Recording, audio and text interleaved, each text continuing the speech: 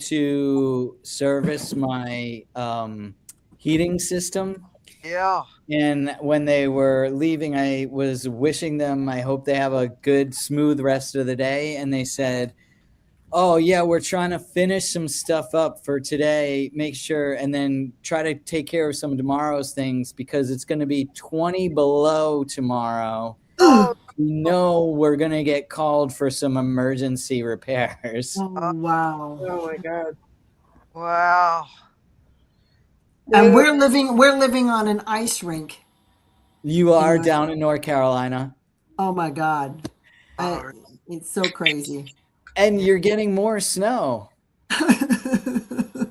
I hate this white shit. I really hate it. That's why I moved down here. I didn't want to see this stuff. It followed you. I know. Ugh. So Nice. Well, welcome everyone to the Reconciliation Show. Because we decided on this topic because Mars is passing Pluto, and so sometimes they say when Mars transits, you can be refined by fire. That things, there can be severances under Mars, the cutting of ties and things like that. So we thought we would talk about what it means to reconcile after such a transit. I wanted to let you guys know some good news, which is that I've reconciled with my old accordion. Oh. Because I couldn't play it when the Mars-Pluto transit was going on because no one likes a chipper vibe when it's a Mars-Pluto transit. And I severed ties with this accordion because it has a stuck F key. But I thought I'd just, pick her back up now that everyone's ready for the circus to begin again. You don't need that effing key anyway. That's true. Hey, you can go play for the protesters. Well, you really can't play your accordion under certain transits because people are like, get that thing away from me. I'm at a protest. Yeah. All right. Well, does anyone have any thoughts on reconciliation just in general? I had prepared some philosophical pointers in the last 9 minutes. Do you want to take it away with your pointers? Yeah, because I was like, who have I read things by that could have anything to do with a philosophical stance on reconciliation? So I was thinking immediately because of Jay-Z's video the other day having meditations in it by Marcus Aurelius. So I was like, I wonder if Marcus Aurelius would think anything about this, or our favorite Carl Jung. So at first I was like, let's define it. And it's talking as in the dictionary definition. And it's the act of restoring friendly relations after a disagreement or a conflict. And then the broader context, which actually feels super astrological and super Scorpio, is the process of making two seemingly opposite things consistent or somehow compatible, which is what Scorpio is really all about, is holding the both and holding the paradox. And I love that it's Scorpio's two rulers, Mars and Pluto. So of course it's bringing in those themes. It's giving us this opportunity through the rupture, through the conflict, to experience resolution, to experience holding paradox in a way that might feel unfamiliar or dangerous or uncomfortable. Right. This is a Scorpiarchy, right? Yeah. Moira Press is a Scorpiarchy. It's controlled by Scorpios. No, I don't know. It's who would control. We don't let anyone be controlling here. We're collectivistic. But if anyone was in control, it'd be the Scorpios. So why did you think Scorpio? Because it's Mars and Pluto? Well, because Mars being the traditional ruler of Scorpio, and then Pluto being the modern ruler, and then being together, and that just scorpionic energy in general, I feel is about leaning into paradox. When you're doing deep Plutonic work or deep Scorpio work, you're trying to reconcile with shadow.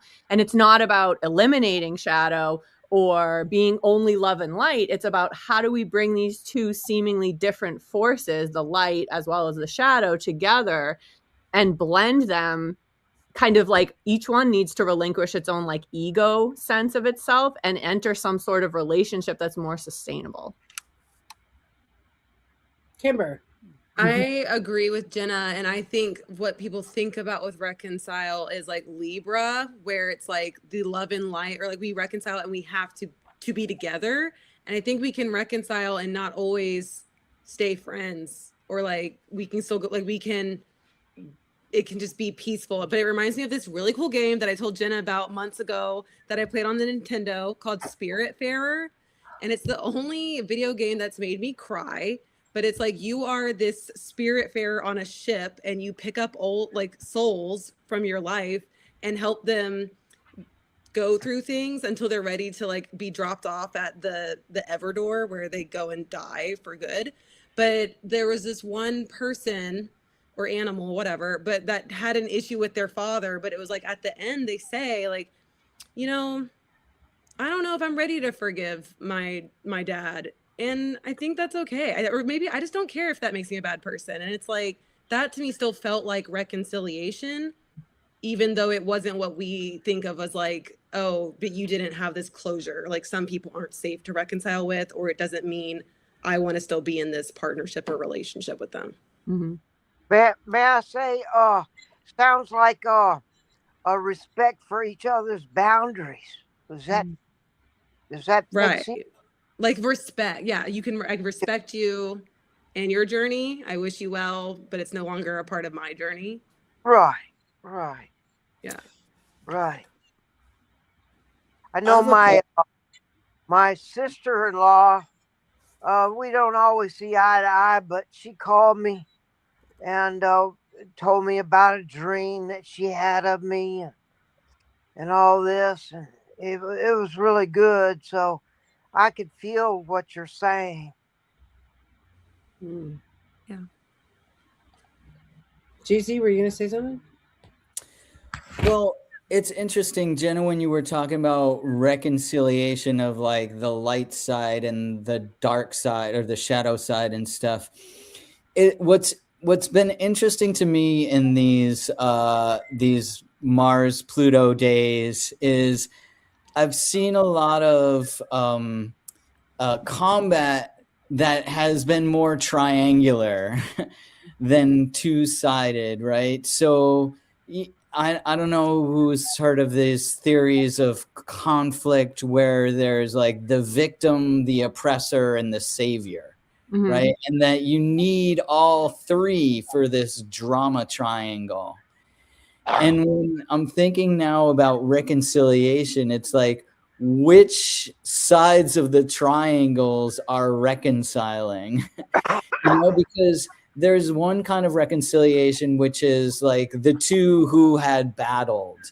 And then there's another kind of reconciliation of like, how does the audience fit in on all of this? I wonder. I'm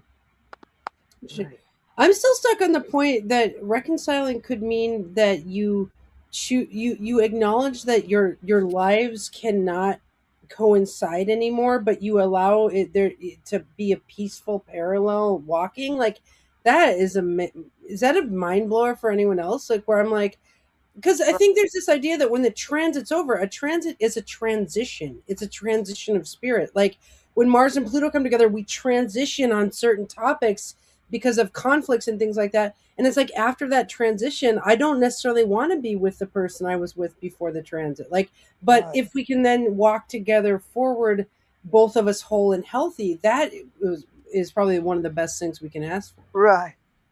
Yeah. And in Aquarius, I think that's a great sign for them to both be in, and for that Mars to pass through it and then continue through in Aquarius, because it is a higher mind. It is a higher, you've learned some things from whatever you had to do with that transformation with Mars pushing through that plutonic kind of energy. And then, it's kind of cutting ties, Right. Aquarius is kind of like that. It cuts things, cuts it. Yeah. I had my at Pluto Mars passed by my natal Chiron. Now, whole signs it would, I don't know if it's the second house or third house. can't imagine right now. But yeah, you could feel it. That's when astrology, you could feel it. Hey, that's fun. Mm. There's oh, so you go, Jenna.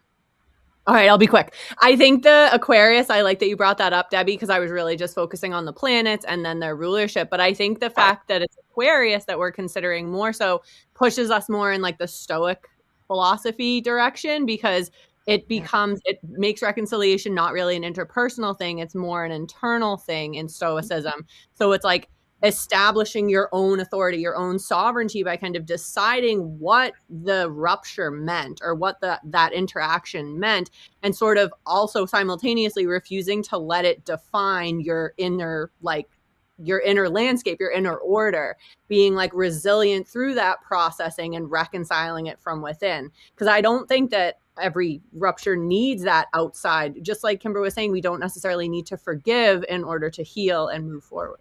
All right, go ahead. I was just gonna say there's this like quote that I heard that, I mean, I'm sure maybe y'all have heard it, but it really blew my mind and like what reconciliation can be like last year. But it was like, there are people I love, people I wish well, and people I hope heal. And it's like, I feel like all of those are reconciliation. I'm doing really good, but like hope someone heals is really hard sometimes. Like if you felt really hurt, but it's like, it's just maybe I don't have to have a conversation with that person. I was actually curious if y'all think it has to look a certain way to reconcile, or can it be on your own? But I would just feel like we need to let go of what reconciliation has to look like. And I like that. And I think just Aquarius energy also helps us challenge, like, what does it need to be versus what can it actually become? All right. Yeah, allowing them to be who they are. Mm-hmm. Exactly. I feel like astrologers take the stance of like, we want you to be you first and foremost. If you being you and me being me causes a conflict on a Mars transit, that's us getting more intel about who we are. Like we're not asking you to change who you are to fit us, or us to fit you. But it's like you bump up against each other, and then you're like, either they say like rejection is God's redirection, right? Like if you're rejected in a fight, then you're redirected into that. I'm still stuck on that. Like we could walk forward, but we're whole people in our own charts, in our own selves. Through that is a beautiful thing. Well, I wonder then, getting back to Kimber's question, perhaps rhetorical, which I will answer. No. About like, then if you're you moving forward, does it even matter if the other person is healing or not healing? Right. Depends on if you care about that person. I would think that what And is the sometimes it's connection with the unsafe. person? It's unsafe to care sometimes for that. Like that healing to me is individual. Right. And if I'm worried about someone's healing journey or their consequence or something, then I am taking away from my life. Like I am becoming fixated on like stealing my own joy. And it's like, I need to focus on, it's also not like I need to prove that I'm healed, but it's not sometimes you have to reconcile because this person's not letting go. Like, can you do that if they won't accept that you have to walk parallel now? That's a really good question, Jay-Z. Right. Boundaries. Back to what Kim said. Well, they say forgiveness is for you, not the other person, right? Like if we forgive or hope that they heal in some ways, that's like saying my heart chakra is back flowing open, which means we're kind of full of the Holy Spirit in some ways. Like if you breathe in your heart in both nostrils at the same time, it opens your heart chakra, and like that's like kind of Holy Spirit again. It's like we're back to like spinning love. And then also now I'm going to walk forward with like my forgiveness pants on, kind of thing. How do you know when you've forgiven someone? Real question. When I don't think of them, when I see their picture, like, and I told you that before, it's like when someone shows up on my social media that at one point that would have bothered me, seeing something about their life, and it's just like, I feel nothing, like, or good for them. Right. That sounds very Aquarian. But I'm also a moon Pluto, so it's like sometimes that's hard for me to get to, and so, but it's like that feels like that feels like I've actually like released it and let it go. Right. You know that Taylor Swift song, "I Forgot That You Existed"? That was don't forget. Yeah. that was my mantra. The name of the song is "I Forgot That You Existed." Yeah. That was my mantra for getting over my best friend when she basically ruined my life. No, we broke up. We'll call it that. And I was like, I can't wait till the day that I forgot that you existed. And now it's been 9 years, and I'm past that. I know she exists, but the pain, I've processed it. I no longer am like really activated when I'm around her. I don't know that I necessarily no, I guess I do forgive her, but I won't put myself back in that situation. We're like arm's length now, as opposed to completely estranged. I call that bathing in the bath of apathy. The forgetting they exist. Yeah. I love that. Draw me a bath. Ah, A fiery bath Of apathy. of apathy. Yeah. Apathy Bath is our new band name. Apathy Bath. I, Apathy Bath is the most metal name ever. Goes up the slot with Billy immediately. Oh my god, that can be the name of our next Billy Girl is the Apathy Bath. Okay, sorry. Well, I think that's how you know that you've forgiven, when the energy expenditure is 0. yeah, that's a good way to put that. 0 photons in your direction. Yeah. Do you guys think understanding their point of view or understanding from their lens is part of that process? No. No. And also, I'm going to return to, I think that it doesn't matter. I think that not you, but a person wishing the other person heals is not a 0 energy expenditure. What if you just wish them I'd well? agree with that. Well, they say the opposite of love is not hate, it's indifference. Right. Yes. So loving them a lot is kind of like hating them. It's like you're still in the hate love spectrum. Like once you get to like indifference, then like real. I like what Jay-Z's. I feel like hoping heal is like a good replacement to not go to hate. And it's almost like it's like training wheels to get to the indifference. But I would add that would be the goal ideally, is like where you don't care if they heal or not. Because it's almost like you kind of like hoping heal still. I love that. That's a great point. right. Training wheels. Okay, so if you hope someone heals, it's like using training wheels before you get to the end and actually forgive and move on yourself and are indifferent. So then what is it when you try to intellectualize what they did and see it from their point of view? Well, I hated with my ex, like I remember people, whenever other people were finding out, they were kept trying to be like, do you think it was this? Do you think this? Do you think? And I was like, I would always say, if I try to go down that road of trying to figure this out, I'm going to make myself sick. Like I will never understand it because I'm not that person. Like that's just not how I would have done it. And I think when people try to do that, it's one trying to feel like you could have figured it out or taking control of it. And it's like, that's not that's not reconciliation to me. But that's also like where sometimes people need to talk something out. And it's like, that's not reconciliation to me. So my question is, so this whole thing about Mars leaving, being reconciling from coming away from, moving forward away from Pluto, is this all about breakup? Is this all about saying goodbye to people? I mean, it could be other things too. To remediate. Yeah. I think to be directing us in a way that, even in a relationship, you can make it better by coming to a different fork and saying, okay, we're going to try this now. Because I feel empowered.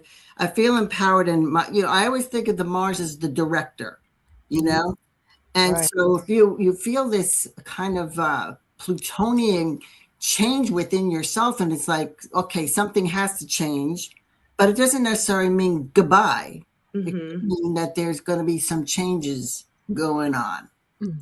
Well, okay, so I want to make a just comment on that. Okay, so that's really interesting because I think if we are going to reconcile with people, it's very healthy to then change the structure of how things are in the relationship for success. Like just to reiterate Debbie saying, like, for example, there's some people in my life that I've tried to date a few times and we didn't make it as dating, right? But then all of a sudden we reconciled as friends, right? Or we reconciled as working together or something like that. And it's like, because we keep tweaking the structure of how are we interacting so that we can keep being together. I think that's a beautiful thing to do on a Mars Pluto transit. Yeah, I'm not responsible for somebody else. You know, I'm not here to take care of everybody. Jay-Z? Well, I wonder if we're thinking about Mars Pluto this way, like of, changing the structure, dissolving the structure, whatever, because we're also in a Saturn Neptune thing. Yeah. Yes, So- and that Mars on this Yeah. new full moon coming up, that Mars is making an outer sign sextile to the Saturn, and it's still in freaking Pisces. So there you go. It's like, the foundations are flimsy, of your whatever you're designing to do. And then you got that Mars going, okay, I'm going to work with this, but, I'm not sure how I'm going to manifest it yet. I'm not sure how I'm going to build this up or how I'm going to, it's still kind of a little foggy yet, but you're going to work on it. Mm-hmm. I like what Andy said about like transforming the relationship, because sometimes I think about, well, a lot of times I think about Mars as courage. So it's almost like the dose of courage to enable or kickstart that plutonic transformation. Yeah. Yeah. I have a question for everyone. Okay, so how do you know? Okay, let's say you've reconciled with a certain person several times. How do you know when it's the last straw and you shalt not reconcile? When your friends are completely sick of it. Is it like new situations every time? Like you're not reconciling over the same issue? It's like now they've done something else, or you've done something else, or you guys like it's a new fight. I don't know. Or like you just know that at that point when it's so bad that you think the window's not high enough. I don't think I could jump out, and then nothing. It's not gonna work. It's just like when you start thinking about how your mental health is with this person, you got to go. Okay, I can't do this anymore. I think for me it's evidence. Sorry, Jay-Z. Well, I was gonna say maybe it depends on your composite chart. Yeah. Whether you Yeah. keep getting pulled back into it or not. Anyway, go ahead. Jen. Yeah, I think that's a Yeah. great point, Jay-Z. I really do think that's a great, it could loop it could keep looping. Well, I actually use composite charts in Synastry to make this decision all the time. Actually, like if we keep fighting and it's like composite's not worth it. Like I'm just like let's not walk together. It's too much. It's like high demand, low reward. But if it's like high demand, high reward because of the beautiful composite chart, like maybe what I'm saying. Like I do use that calculation a lot to make that decision. Oh, what do you guys think of Jay-Z's point that when your friends are sick of it, there's actually something to that. Like what is that all about?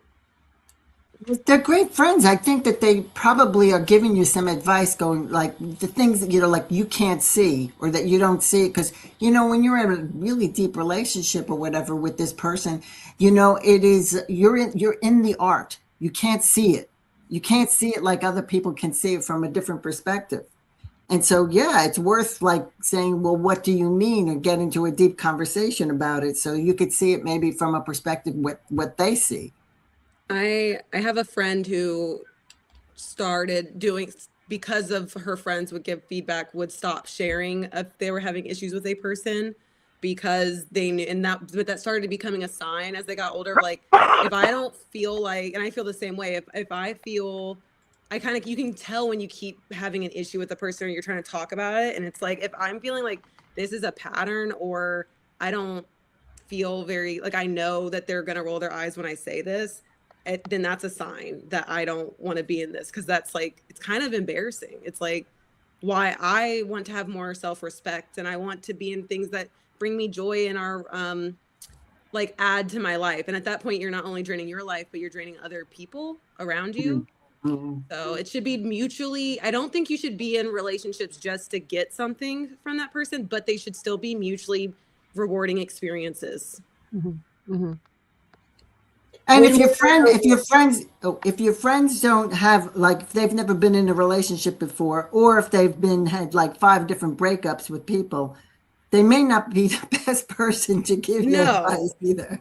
Right. Well, that was like she was very careful who she would share it with, and that was a sign. She was like, "Oh, I can talk to these people because they're not going to hold me accountable or say something. They're not going to give me advice I can't ignore." Because like at some point, if your friend is saying you guys shouldn't be friends or you shouldn't talk with this person anymore, but you're not willing to receive it, which that's very Aquarius. Like we'd rather not ask for feedback, and if we know we're going to go and make a different decision. But it's like, I just think that was her sign of, okay, if I'm purposely avoiding this person who I know is going to be reasonable, then I already know the answer.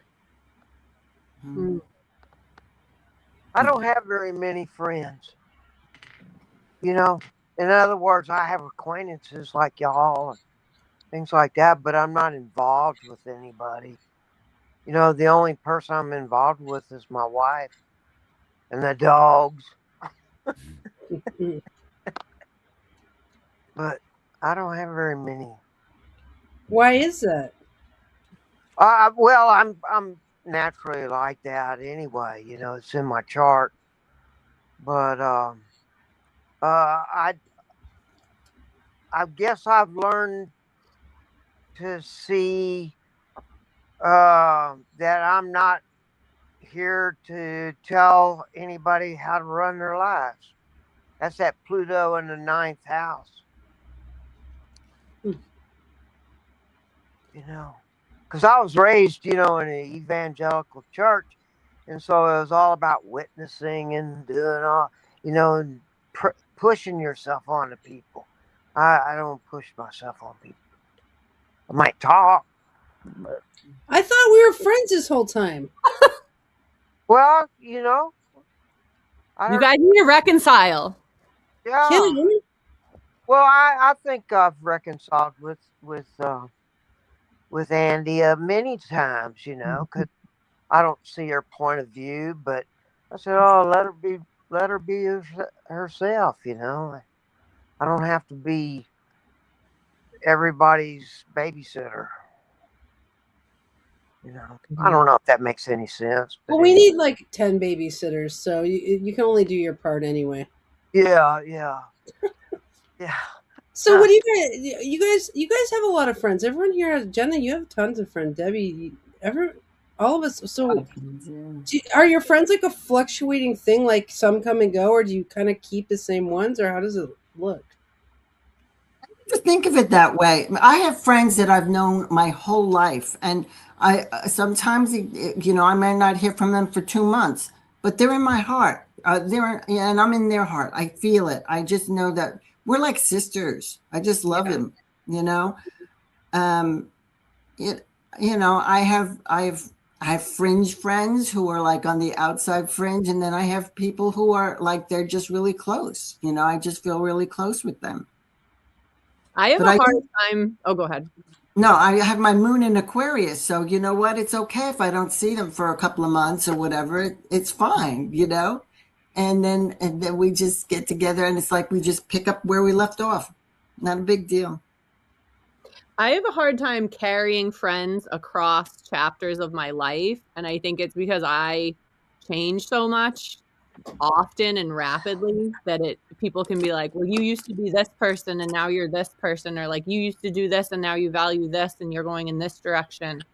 So it's, as I change, it's like we no longer work as well together. So no hard feelings. It can, honestly, I've noticed with some people it gets confusing for them when we grow apart because it happens so fast, but it's just because I become really obsessed with some new topic, and then for whatever reason it doesn't resonate with them. Like when I got into astrology, some of my friends were like, "This is weird." So, yeah, I'm lots of my. Oh, I'm sorry. No, A lot of my friends think I'm weird, and they like it that way. Yeah. I like that I'm weird. It's like, Well, then, Yeah. Jenna, that makes me wonder if one day you're just going to separate from us really quickly because you have that moon Uranus, Hmm. or if no, I because, will never. You guys are like in my heart. I feel you guys. I just oh, feel you guys. oh no, Debbie, you got a fixed moon. Like we'll be friends forever. I'm talking about Jenna, who's talking about quickly coming and going from groups. Oh, So with her mutable moon Uranus opposition, it's like so. The question is, are you going to just all of a sudden jump ship from us, which is fine, but also then because we know your transits and your development factors, could we maybe maintain friendship through all your developments because we can see the chart through it? I mean, I don't, Yeah. Honestly, I think you guys are wacko enough that you wouldn't be off put by me shifting. Like the only other friend I had that was like that died. So sadly, that's good. But no, I have a couple others. Like my friends who are psychics and stuff like that because they're kind of fringe people too. But what happens usually, honestly, is there is a discomfort. There's like, and I see it and they see it, and it's like we're like, it's almost like we're a semi-sextile. We become a semi-sextile where we were a conjunction, then it's like this is awkward and it's nobody's fault and we don't really know why, but we don't know how to remedy it. And I've told you about different communities that I've left that I'm not going to mention, but it becomes really awkward before I leave. And it's almost like I'm a little bit shoved and I just like take it. And then all of a sudden I'm like, you know what, forget it. You're trying to shove me. And then people are like, what happened? Jenna left. I thought she was okay with being treated that way. Because I slowly kind of allow it. And then all of a sudden I'm like, forget it. Yeah. So. Well, I like this group because you don't tell me what to do. I mean, seriously. I mean, we nobody have a should good ever tell you. conversation. Yeah. well, we Nobody- value people being themselves here. That's what astrology Yeah. is. Mm-hmm. Mm-hmm. Yeah. Yeah, I'm sort of itching, not to change the subject, but sort of itching to do more Arabic parts. I sent something to Andy. I think you got pretty good encouragement out of that, I think. Yeah, the Arabic part of victory. I like that. Yeah. Kim, she also doesn't like to talk about my favorite topics in astrology either. So we can Chiron, mostly Chiron. We can create a work group. Yeah. Yeah, that's ruled by Saturn. Is that right? Chiron? Saturn and Uranus. Yeah. Yeah, Saturn and Uranus. That's right. Yeah. The orbit's wild. It's Aquarian, so. Yeah. Yeah. Well, when I went to whole signs, then I sort of settled into it's in the third house, and here I've got esophageal cancer, and there's a lot of people that you try to talk to on the phone, and it's just like they're not listening to you, and so I have to sort of change my vocabulary and say people do listen to me. I have a question. When I was in therapy post divorce, I realized what I really needed to reconcile with was the fact that I had self-abandoned so much. And something that was really cool was the visualization or talking about the parts, but I was like, oh my gosh, like I feel like I let down 24-year-old Kimber, or I let down 15-year-old Kimber. And it was like going back and having this visualization and imagining if I was talking to them, and it was like in my mind before I did that, I was like, this is weird. And I was like, they're gonna be so mad at me because I locked all these past Kimbers in a closet. But it was almost like 14, 15-year-old Kimber was like, I didn't think our life was gonna be this interesting. And they were just happy to be back in the group. And it made me think of when Jenna has like the picture of herself as a child. But like, do you ever feel like you need to reconcile with like past versions of you? Yeah. Yes, absolutely. Yeah. Listen, I was around 12 or 13 years old, and I wanted to kill myself because I had such a traumatic childhood. And there was some weird thing that came into my head that said, I wonder what 45 years old looks like. What the fuck? I mean, but I'm like, okay, I'll give it a whirl. You know, I love that. I have a story about this actually. So I was in this band called Punky Bruiser, and it was a raunchy lesbian band, and we had songs that I will not mention here on the air. But when my daughter was young, I got rid of a bunch of Punky Bruiser CDs because I didn't want her to find them and listen to them because they were, it was not appropriate for children. And also, when I was being a professional astrologer and living online, like I didn't really want Punky Bruiser to come out. Like I actually put a cease and desist on Punky Bruiser songs because they were so raunchy. And now that my kid is 18, that our show is R rated and we have a contract about that. I've reconciled with the Punky Bruiser. Like the Punky Bruiser band is actually coming after me to talk about like releasing some of those songs actually now. And I'm like reconciling with Punky Bruiser, and I'm just like, all right, let's go. Wow. So, Wow. is that an example? Yeah. Yeah. Well, I hope this isn't a sore subject, but you know, that whole Minnesota thing, Trump's giving in. There's a little bit of a reconciliation going on there. Even though it's surface stuff, but hey, at least they're talking. It's just, Mars-Pluto passing. I was talking to one of my students who's really political, and I was like, watch when the transit passes, things will change. And she's like, I can't imagine things changing. And I was like, just watch when the transit passes, things will change. Right. And so now he's changing his tune. That is a thing. Like if the Yeah. transit passes for everyone, including Donald Trump. Right. plus, is that trining his sun? I know he's a Gemini. I don't know what the degree is though. Who But is that? there's a boatload of Aquarius stuff. So maybe. Wait, Yeah. you guys, can I change the subject? So I had an idea for the Mars-Uranus conjunction debates. Okay, after the whole situation we just had at the Moyer Press, I had an idea.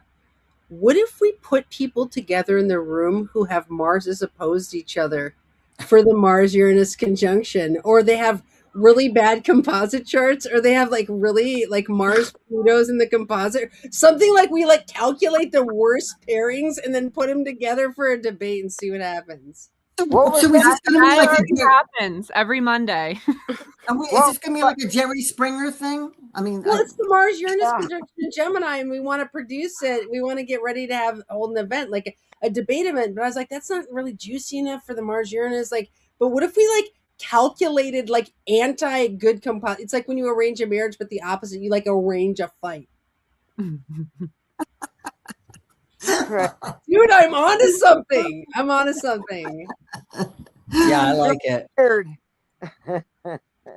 I like it. You're weird. You're weird. Oh no, you're I normal. You're really normal. Just FYI. I was relating to your Facebook post. Yeah, that was one of my severances. The fight I got in on the Mars-Pluto. She's like, my friend says you're weird and that I should have not been your friend a long time ago. And I was like, yeah, that's so true. I'm so weird. like I'm just not offended by that. But yeah. Sort of like the Eurythmics. They were sort of out there, and I Well, don't we're know. trying to produce a show that allows for conflict, and like I don't know, like I think that's one of the theories we could test is like, what if you put a composite chart or synastry together that was horrible, and then like put them in a room? What happens? Yeah. That's also interesting because the goal is not to bond, right? Of the debate. So does it really matter? I mean, maybe that would be a good composite chart for the goal of being strong in your stance. Right.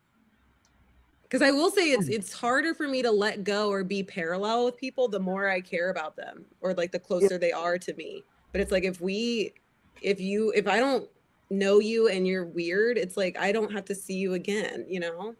It's like, but so I wonder if people, if they know each other beforehand or not, how those calls will go. Right.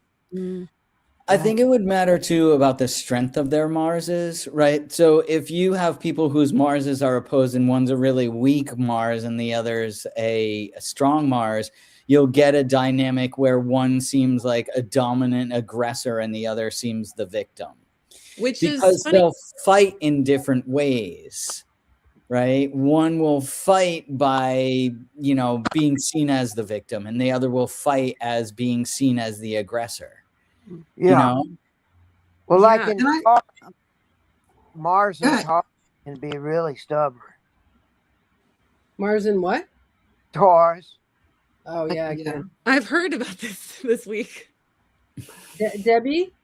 I just want to say that, Jay-Z, here's the thing. So like I have my Mars in Pisces, but my Mercury is opposing that. The way I know, because Andy has said I've been savage a couple of times. The way I fight is my words. I can kill somebody just with my words. So me and Kimber's Marses are like within 3-degree orb opposite each other, and mine is in Capricorn, so it's strong. And I think Kimber's Mars is strong. She's powerful. Well, I mean, it can't, but it's still in fall. And our composite Mars is in Aries in the 3rd house. And that means that it just works in a different operation. Yeah. That doesn't mean it's weak. It just means that you're just doing it in a different operation. I still have I have a lot of fixed energy though. So, and we have opposite. We're Aquarius, Leo. We have all these opposites. So, but I think it depends on how some people will just clash, I guess. Well, we could have clashed in another world. In fighting, like in WWF, they have a commentator, Ultimate Fighter. They're like, oh, and he hits her like this, and she hits him like this, and like we could have commentary about it. There could be a commentator. Like the Mars and Capricorn is taking a business stance on this equation. All the Mars and Cancer is now weeping. Like we could just totally analyze the But Jenna's Mars is unaspected, so she just wandered off. Mars and Cancer. I'm getting my mother on you. That's it. That is she's like your mom.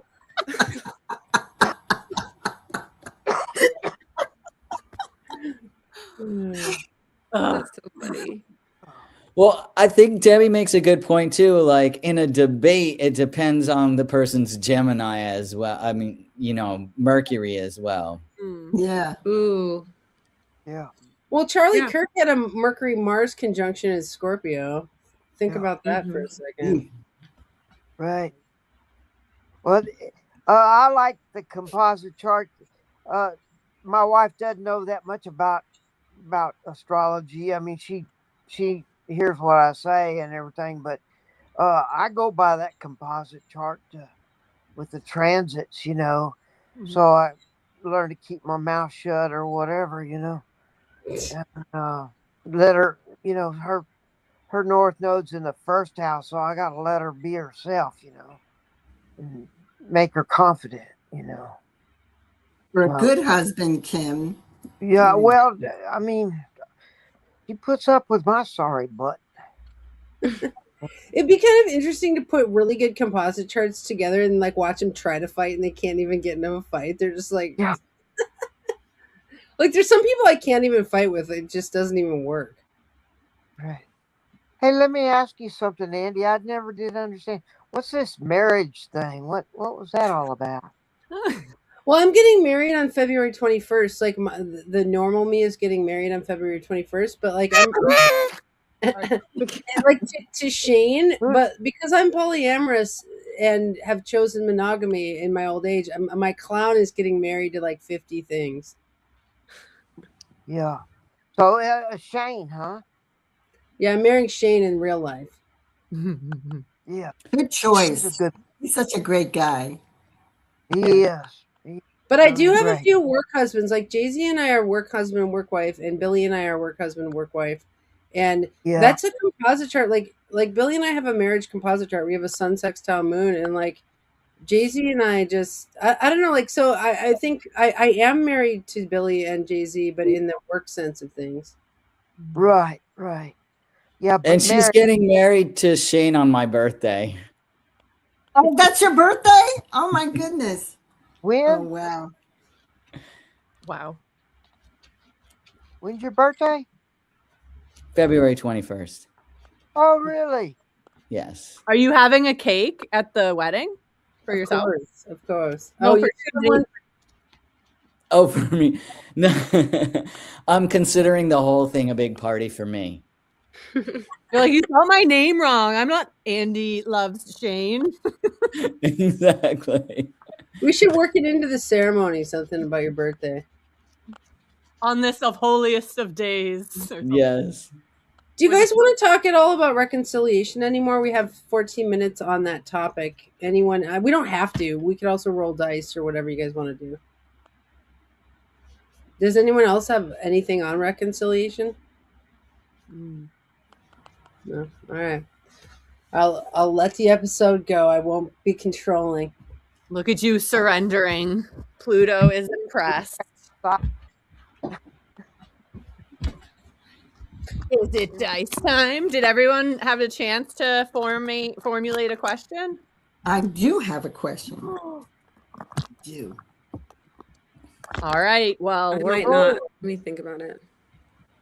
Hopefully, I'm not. Roll the first. dice. Got to roll the dice. It's an 8, so I'll roll again. 6. Debbie! Okay, so my question is, in your chart, in your natal chart, which planet do you consider to be your hero? Or Ooh. asteroid? Just planet. No, just the planets, my dear, my dear. I know Chiron. Chiron. I mean, you're reconciling with Chiron, right? We are best friends. We're getting our photos done. I'm inviting him to my apothecary. That's a great video. I choose my son. Yes. I What's choose your my son? son is in the 4th house whole sign, and Pisces, and opposite that Virgo midheaven. But I learned from Jeffrey Wolf Green, sometimes switch them, and then you understand what the opposition is. You know, like put Sun in Virgo and see how that would go, and so you understand. You know, there's a reconciling of. Can you say reconciling of an opposition? Sure. Sure, why not? Yeah. Yeah. But the sun rules my chart. Yeah, you know what I mean. You're Yeah. a Leo rising? I'm sorry? You're a You have Leo rising? Leo rising? No, I've got a Sagittarius. Oh, okay. Yeah, and it's square to my sun. Well, that's not bad, though. Yeah, Mhm. yeah. It's which planet is our saving grace? Is that what you said? It's Our like your hero. hero. What is the one that you really are so appreciative of? You know, that really is always there for you. Right. Pluto. Oh, I think I was thinking about a different hero. Okay. What I about think Pluto for me. Like in all seriousness. You said Pluto? Yeah. what about Right. Neptune? Right. Well, because all the changes you go through, you feel like it's supportive to do those transformations. You know what? I really should have said Jupiter, you guys. But I'm going to go with Pluto because Jupiter feels more external. I have a lot of spirit guides, and that's my Jupiter. But Pluto is always like making sure that I'm like, all right, next, moving, keep going, learn the next lesson. Like I'll get a Pluto lesson, and I almost never get a break. And then the next one, like it's like, all right, here's the next thing. And actually, when I was working with Andy on some deep Saturn trauma in the fall, that was actually the first time I got a break was after I followed the remediation techniques. And I was like, I actually am floating a little bit. That's cool. Yeah.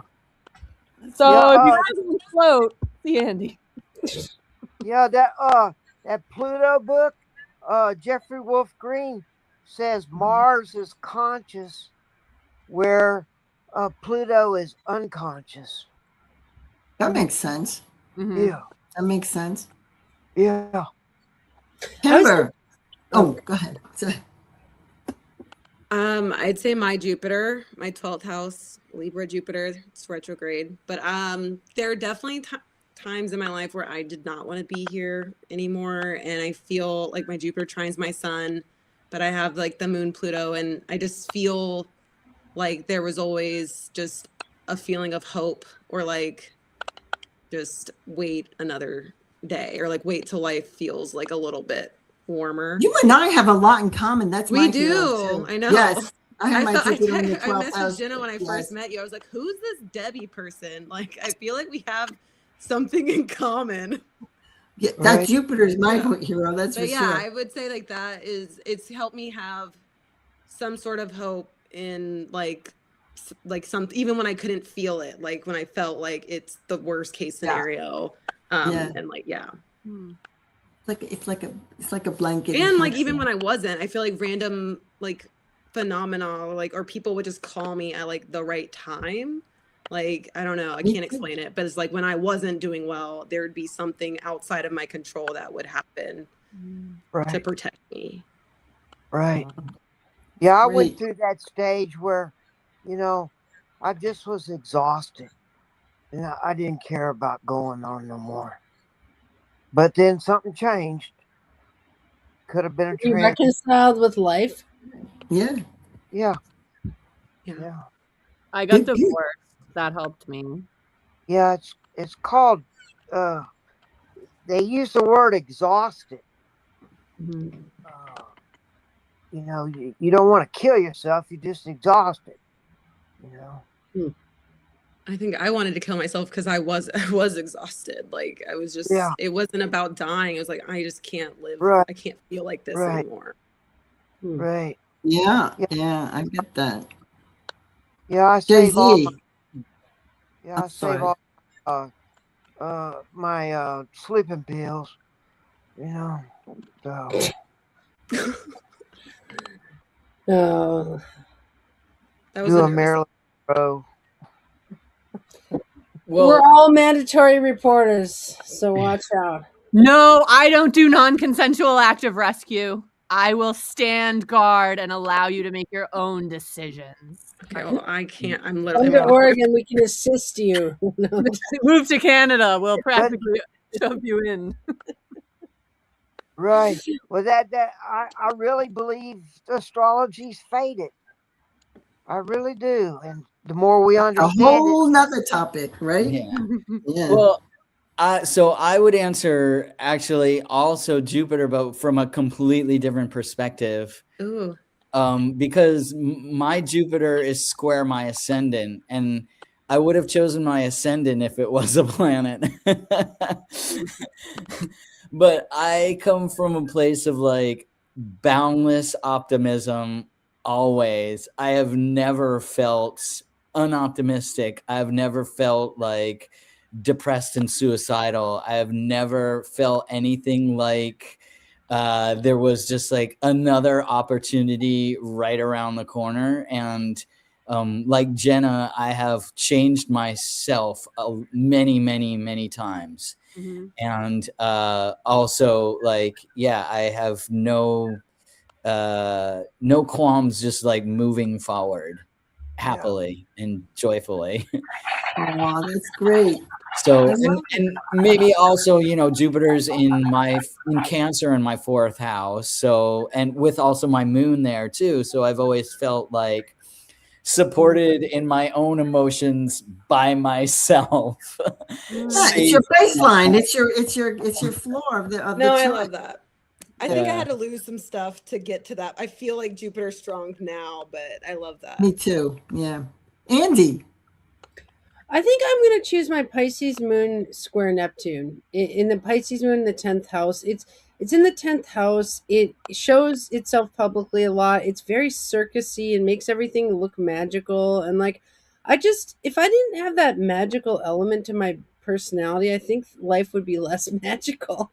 Mm. I really like putting a magical lens on like everything. Like I was making my room tour video, and I was like, we'll just put a few filters on this, and then it's like everything's in like weird colors, and like I mean, that's my Pisces moon. It's like everything is super colorful, and people's charts are really colorful, and everyone's a little animal with all these little parts, and like I just think everything is magical. Even the Right. fights, it's like, whoa, we fought right on time. That was magical. Like, I don't know. I'm just kind of like that. You know that all of us, I don't know what Ken, he has Sagittarius rising. So we all have a Jupiter kind of thing going on Yeah. with this hero thing. That's interesting. And I I'm was in my thinking that with. Go ahead. I'm in my Jupiter return.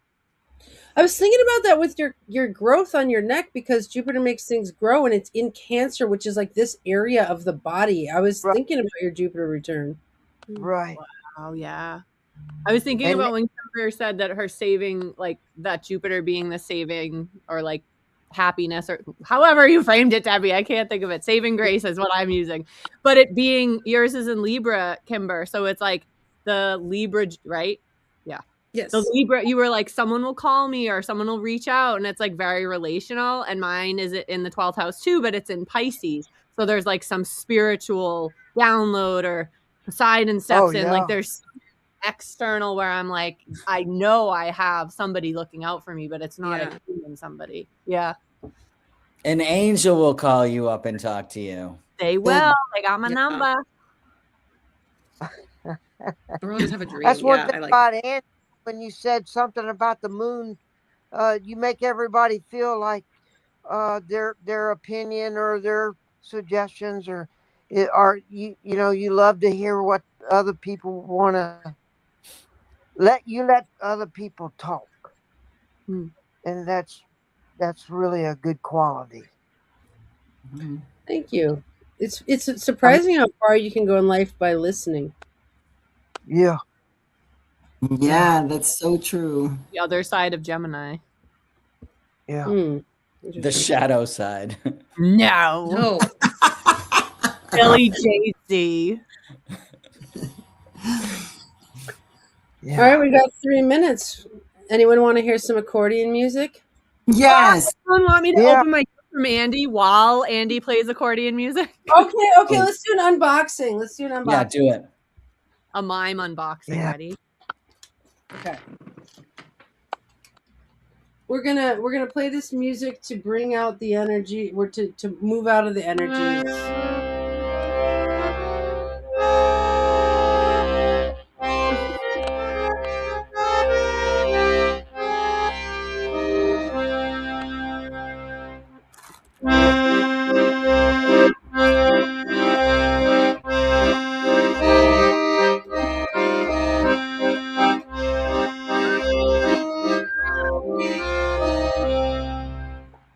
It's bubbles.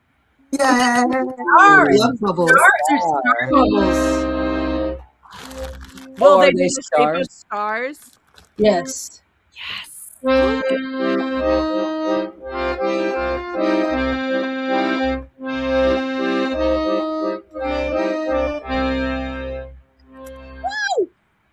Oh, they're from the thing, right? Is it? Oh, those are just random charms for you to make stuff with. I can't wait. You got a random gift box with rando stuff. They'll be perfect for my crystal crown that I want to make with the dangles. Nice. One. All right. Yeah. Hey Andy, if I were a rich man. Dude, I should learn that. Yeah. And make a video of you, because you're always trying to make it big. Yeah. Oh my god, it's F key. That's why I'm in a fight with this accordion. Dang it. It's ruining my song. See it? Right there? Yeah. Ooh, look at all my Greco-Roman stickers. Ooh. Nice. On my safe.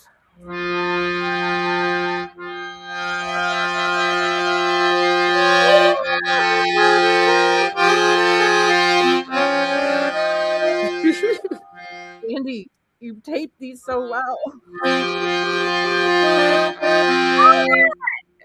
It's a donut eraser. Oh, cool. I never make mistakes though, so it'll stay perfect. There's one more. It's more charms. Oh, cool. Oh, they're about my signs. Yeah, for you to make something with. They're going on my crystal crown. This was the inspiration I needed. Oh my god, Right. I want to see your crystal crown. I can't wait. Oh, thank you, Andy.